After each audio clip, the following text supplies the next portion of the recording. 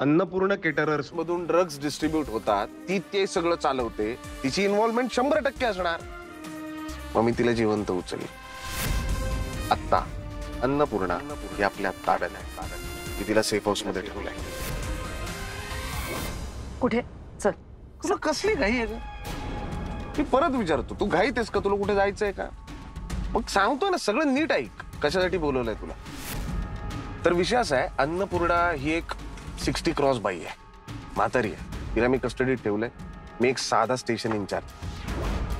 आता विषय असा आहे की अन्नपूर्णा ही खूप महत्वाची विटनेस आहे. ती आपल्याला कदाचित किलवर पर्यंत पोहोचवू शकते.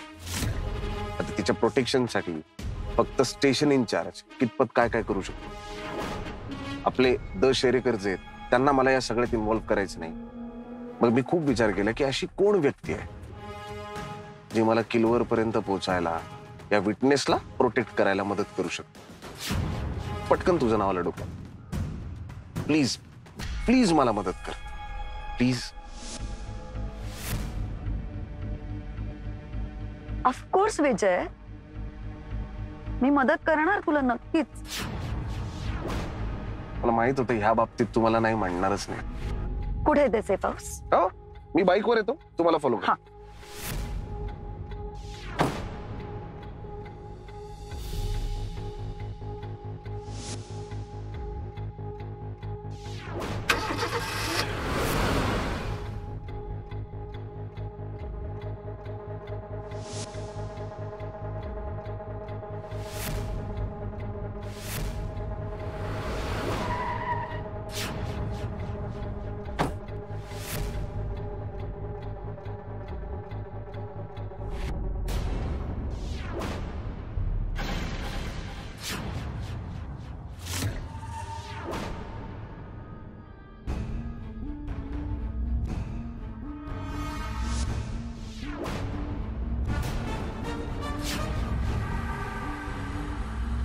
या बापरे, म्हणजे या वयात या वयात मलाही कळत नाहीये. हे कवळी लावायचं वय आहे म्हातारीचं. ह्या वयात ही तरुण पोरांना ड्रग्ज सप्लाय करते. ह्या वयात हिला काय गरज पडली आहे सगळं करायची? एवढे बघतो आपण, हा, वेगवेगळ्या एज ग्रुपची माणसं बघतो, लहान मोठी. ही बघ ना, हिचं वय काय हे?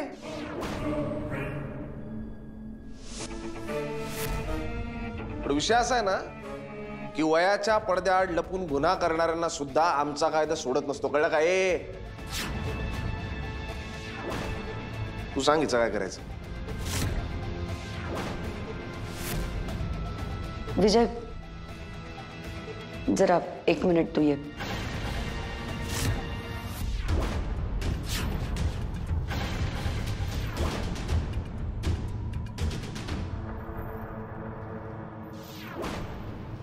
विजय, तू एक काम कर, असंच ताबडतोब शेरेकर सरांच्या ऑफिसमध्ये जा आणि त्यांना इकडे घेऊन ये. जायला कशाला पाहिजे? फोन करतो. नाही, फोन कशाला? विजय, हे किल्वर गँगवाले आपल्या कोणाचाही फोन ट्रेस करत असू शकतील. तू जा, त्यांना घेऊन ये. मी स्वतः सांगेन त्यांना, सर मीच तुम्हाला इथे घेऊन यायला सांगितलंय. तू जा, ताबडतोब जा. नाही, पण यात खूप वेळ जाईल ना. तोपर्यंत गेला एकटी ठेवायचं. एकटी? एकटी कुठे? मी आहे ना, मी लक्ष ठेवेन तिच्यावर. म्हणजे तुझा विश्वास नाहीये माझ्यावर? कशाला बोलावलं मला? मी निघते. तसं नाहीये. माझं असं म्हणणं आहे की तुला तुझी कामं असतील ना ग. ती कामं सोडून तू इथे थांबणार का? आत्ता म्हणालास ना मगाशी, मी तुझ्यावरच फक्त विश्वास ठेवू शकतो अनुजा. आता मैत्री खातर एवढं करावं लागतं हे मला कळतं.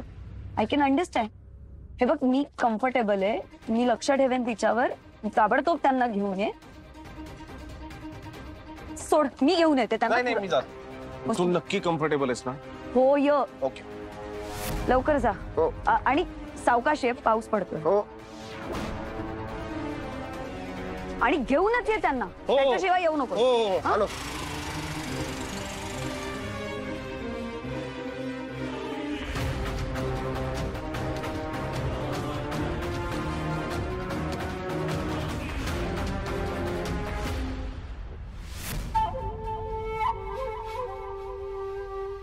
किलवर? मी ओळखते तुम्हाला किलवर. आपण गाडीत बसलो होतो, मी मागे बसले होते, तेव्हा कोणीच कोणाला काही बोललं नाही. चेहऱ्यावरून मी तुम्हाला ओळखते ना. सिल्वर एक बाई आहे हे ऐकूनच मला भारी वाटलं. सोडवा मला, सोडवा मला हो, सोडवा हो मला, सोडवा मला, सोडवा,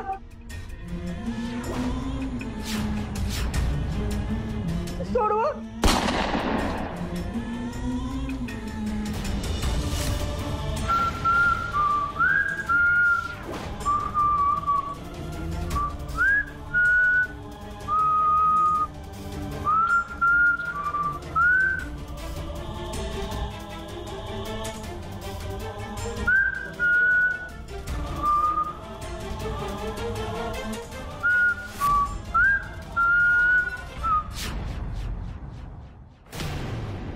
काय केलंस तू? हं? तू मदत करायची म्हणून इथे थांबणार होतीस ना? विटनेस म्हणून ही बाई अत्यंत महत्वाची आहे हे मी तुला सांगितलं होतं ना. मग तू काय केलंस? तू हिलाच ठोकलंस का अनुजा? काय उत्तर यायचं तुझ्याकडे? का तुला असं वाटत होतं की जर ही जिवंत राहिली तर तुझं पितळ उघडं पडेल? पण ते तर मी असंही पाडणारच होतो. You are under arrest किलवर.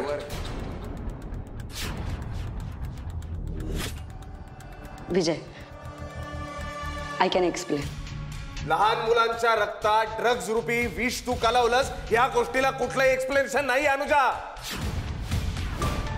आणि तुझा हा चेहरा आता मी लोकांसमोर आणणार.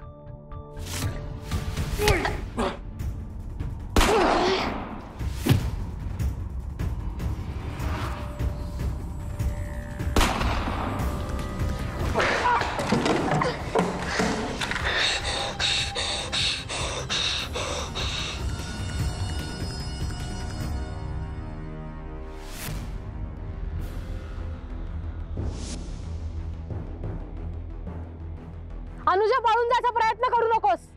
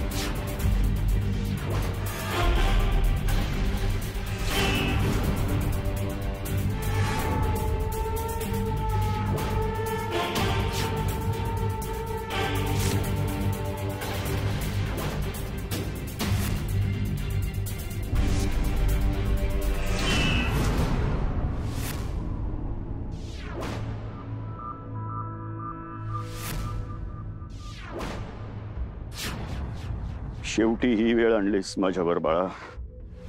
दुर्दैव बघ, तू केलेली चूक ही अशा पद्धतीने सुधारावी लागली मला. खूप शिकवलं तुला. तुझं शिक्षण हेच आयुष्याचं ध्येय होतं माझ्या. आता शेवटच्या क्षणी एक अजून शिकवण देतो तुला. करावं तसं भरावं बाळा. चुकीच्या मार्गाने पुढे गेलीस, खूप पुढे निघून गेलीस.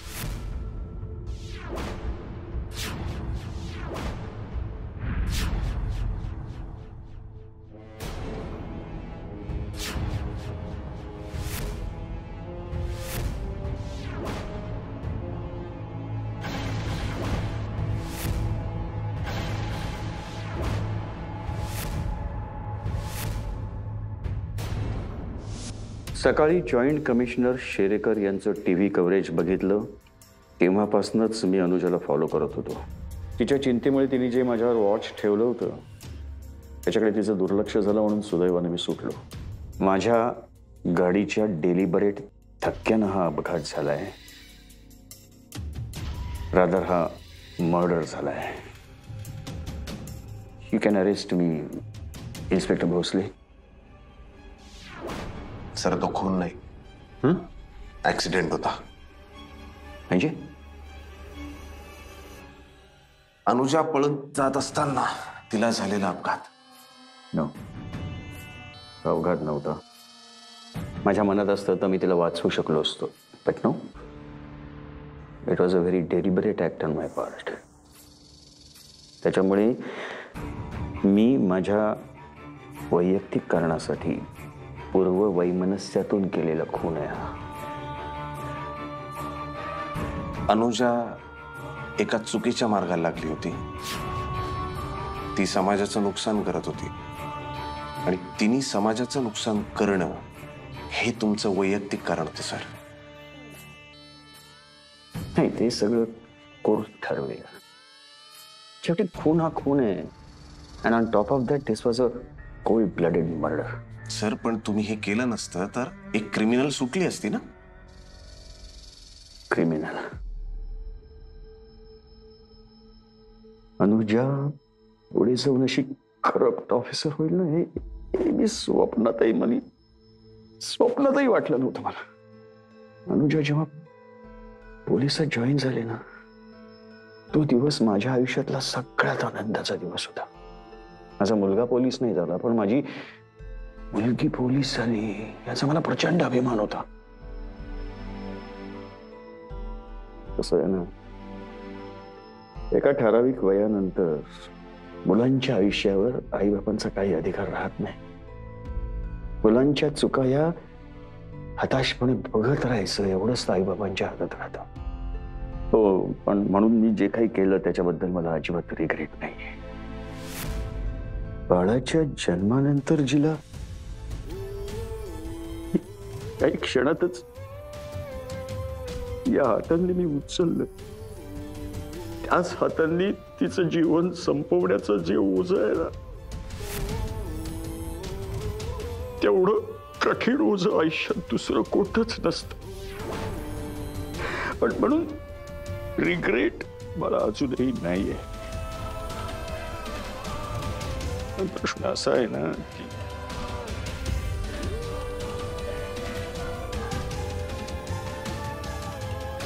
तिच्या आईला मी काय सांगू, कसं सांगू? तिला जेव्हा कळेल ना की तिच्या अनुला मी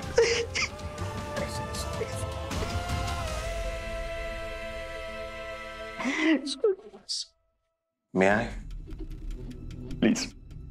अनुजानी जो काही मार्ग निवडला होता तो मार्ग गुन्हेगारीचा होता सर. आणि गुन्हेगारांचा शेवट कसा होतो हे माझ्यापेक्षा जास्त जवळून तुम्ही पाहिलं असेल. आणि का होतं? कारण गुन्ह्याला माफी नाही सर. आणि मला असं वाटतं की ज्यांनी गुन्हा केलाय त्याला त्याची शिक्षा मिळावी. ज्यांनी गुन्हाच नाही केला त्यांनी शिक्षा का भोगावी? म्हणजे मी मिसेस हवालदारांबद्दल बोलतोय सर. आधीच एक आपली तरुण मुलगी आता या जगात नाही, हा दुःखाचा डोंगर त्या माऊलीवर कोसळलाय हो. तुम्हाला खरंच वाटतं का की त्यांना हेही कळावं की आपली ती तरुण मुलगी एक क्रिमिनल होती आणि तिचा खून हा आपल्याच नवऱ्याने केलाय? तुम्हाला खरंच वाटतं हे त्यांना कळणं गरजेचं आहे? मग तू काय करायचं ठरवलंयस? काहीच करायचं नाही असं ठरवलंय सर मी. विषय असा आहे ना सर, आपल्या देशात असे खूप श्रीमंत लोक आहेत की ज्यांची मुलं नशेमध्ये धुत असतात आणि गाड्या चालवून लोकांना उडवतात. आणि अशा पोरांना जेव्हा शिक्षा द्यायची वेळ येते ना, तेव्हा निबंध लिहायला सांगितला जातो. खरं तर शिक्षा यांना व्हायला हवी, चौकशी यांची व्हायला हवी. सर, तुम्ही तर एक कर्तव्यनिष्ठ इमानदार माजी पोलीस अधिकारी आहात आणि तुम्ही जिला मारलाय ती एक समाजकंटक भ्रष्ट क्रिमिनल होती. काळजी करू नका सर, या सगळ्याची काय बातमी करायची आहे ना, आम्ही बघतो.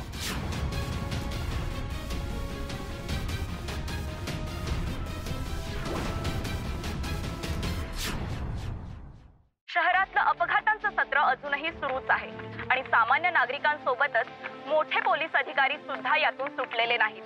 हीच ती जागा जिथे नुकताच एक भीषण अपघात झालेला आहे.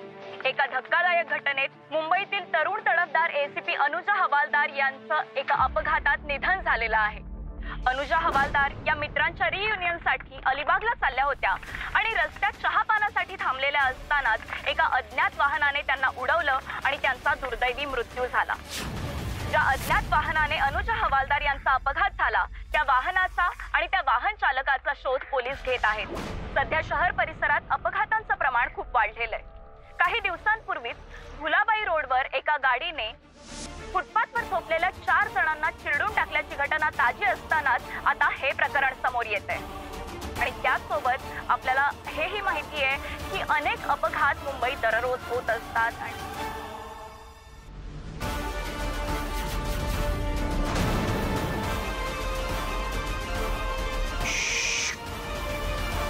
नो बच्चा.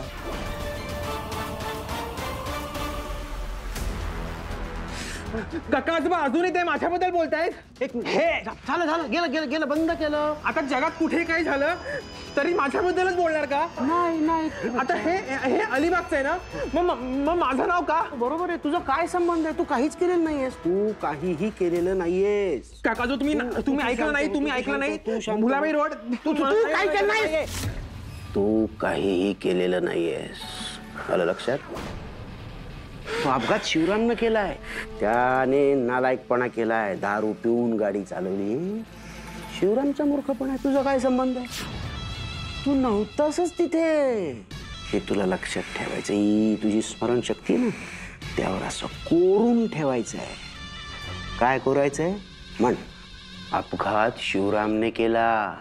अपघात शिवरामने केला. माझा काहीही संबंध नाही. माझा काही संबंध नाही. हेच लक्षात ठेवायचं. कळलं? I am silver. I am silver. I am gold. Am I am platinum. I am. I am diamond. अरे मेरा बच्चा, मेरा डायमंड.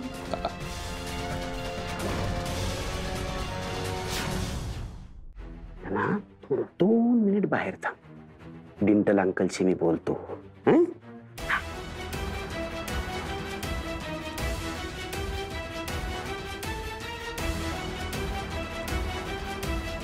पावत नाही रे त्रास लेकराचा.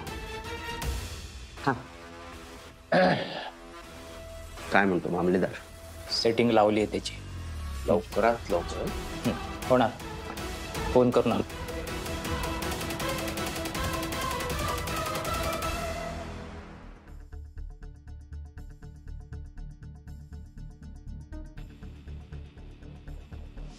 काय झालं? झोप येत नाहीये? विचार करतोय. कसला? स्वतःच्या मूर्खपणाचा ग. म्हणजे लोक मला कायम फसवत आले, मी पण फसलो गेलो. कशाला असे निगेटिव्ह विचार आणतोयस? निगेटिव्ह नाही पण